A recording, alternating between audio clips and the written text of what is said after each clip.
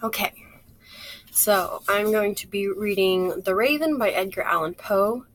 I have a book from 1934. I bought it for $3 in Liberty, Texas, at a adorable little bookstore. It is, when you walk in there, it's how a bookstore is supposed to be.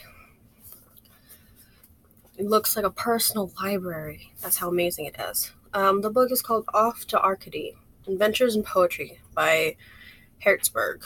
I'm not entirely sure of the whole name. Okay. This book is old. I'm trying to be very careful with it. Here's it's literally called The Bookstore. It's adorable. It's Martin Luther King Drive, Liberty, Texas, 77575. It is so cute. I can't wait to go back. Okay.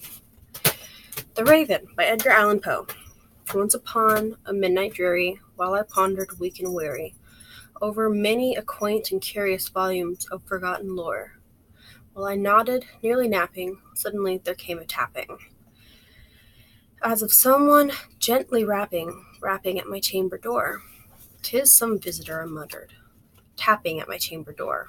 Only this and nothing more.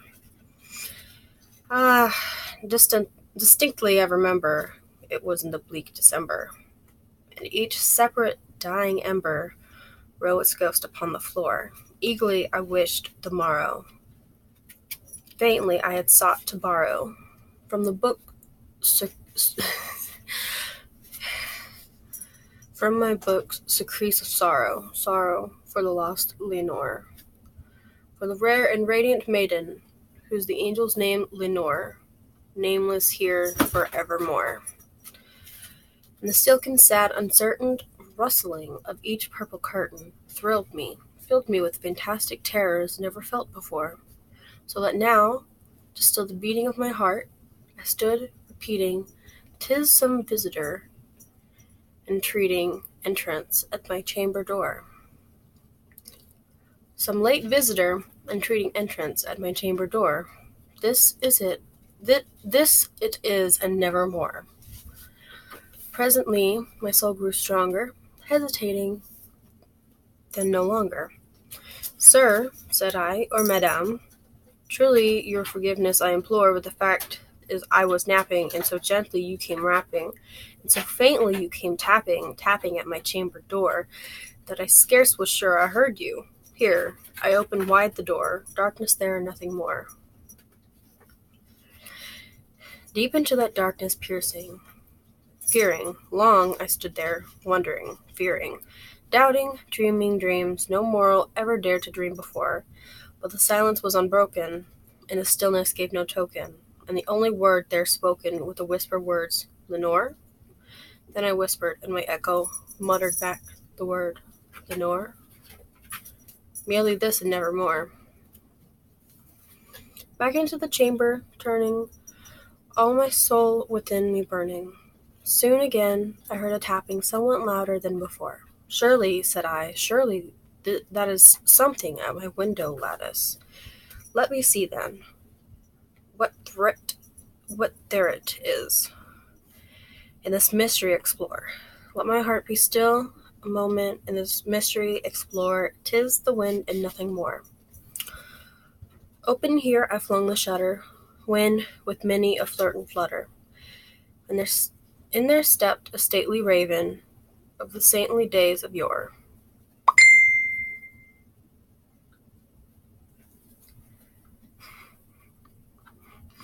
Not the least obstinance made he.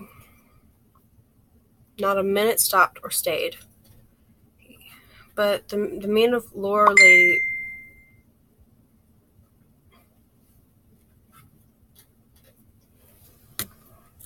there we go.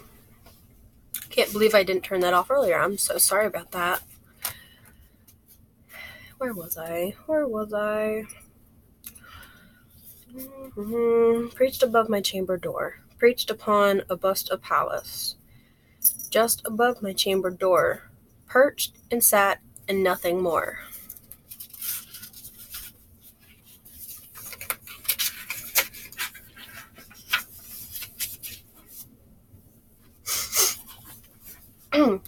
allergies. Then this ebony bird, beguiling my sad fancy into smiling, by the grave and stern decorum of the conference and war. Though thy crest be shorn and shaven, thou, I said, art sure no craven.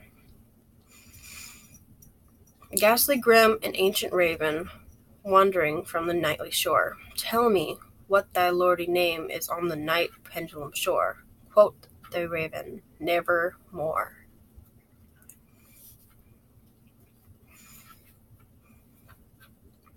Much I marvelled this ungainly fowl to hear discourse so plainly, though it answered little meaning, little relevancy bore. But we cannot help agreeing that no living human being ever yet was blessed with seeing bird above his chamber door, bird or beast upon the sculptured bust above his chamber door, with such a name as Nevermore. But the raven, sitting lonely on the placid bust, spoke only that one word, as if his soul in that one word he did outpour. Nothing further than he uttered, not a feather that he fluttered, till I scarcely more than muttered, other friends have flown before. On the morrow he will leave me, as my hopes have flown before. Then the bird said, nevermore. Startled at the stillness broken by a reply so aptly spoken. Doubtless, said I, what it utters is its only stock and store, caught from some unhappy master whose unmercifully disaster followed fast and followed faster till his song one burden bore. Till the dirges of the hope that melancholy burden bore of nevermore. But the raven still beguiling at my fancy into smile, straight I will in the cushioned seat in the front of the bird and bust and door. Then upon the velvet sinking, I betook myself to linking, fancy unto fancy, thinking what this ominous bird of yore, what this grin ungainly, ghastly, gaunt, and ominous bird of yore meant in croaking nevermore.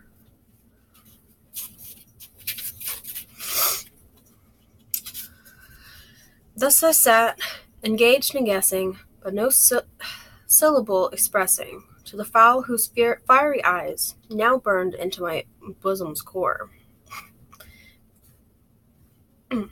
This and more I sat divining, with my head at ease reclining, on the cushion's velvet lining that the lamplight gloated o'er, but whose velvet violet lining, with the lamplight gloating o'er, she shall press, nevermore. Then, methought, the air grew denser, perfumed from an unseen censer, swung by seraphim.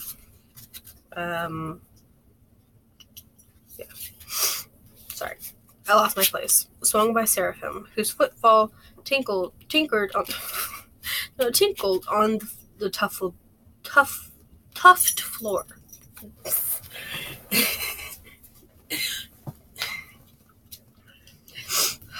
Wretch, I cried, thy God hath left thee.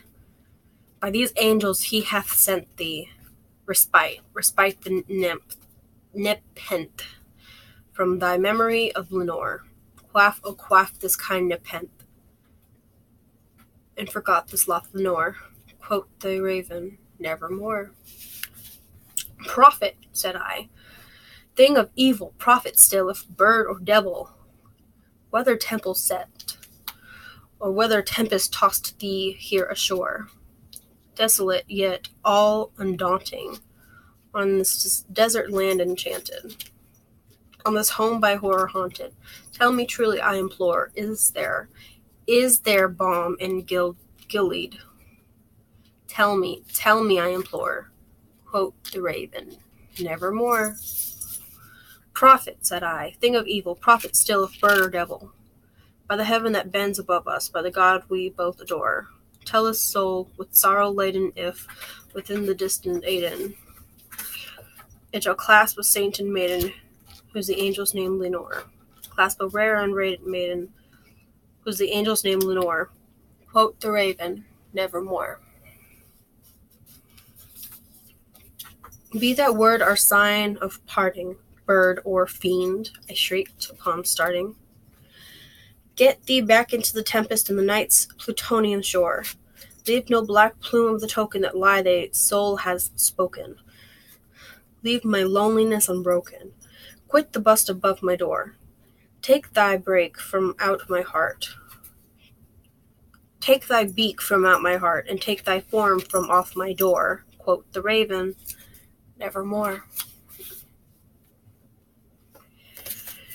And the raven, never flitting, still is sitting, still it's sitting on my pallid bust of pallid, just above my chamber door. And his eyes have all the seeming of a demon that is streaming, and the lamplight o'er him streaming, throw his shadow on the floor, and my soul from the shadow that lies floating on the floor shall be lifted, nevermore.